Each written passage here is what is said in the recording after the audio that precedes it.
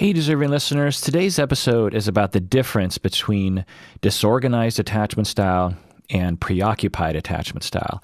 I feel like I haven't really explained it very well up until this point, and I haven't really explored it very well up until this point. In this episode, I talk with Bob about his experience with disorganized attachment.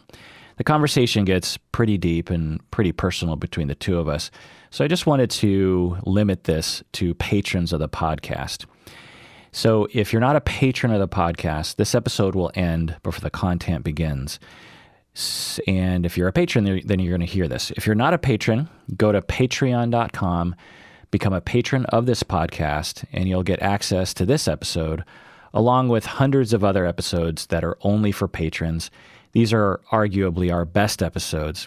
So if you haven't already, go to patreon.com, become a patron of this podcast, and you'll get to hear this conversation between me and Bob.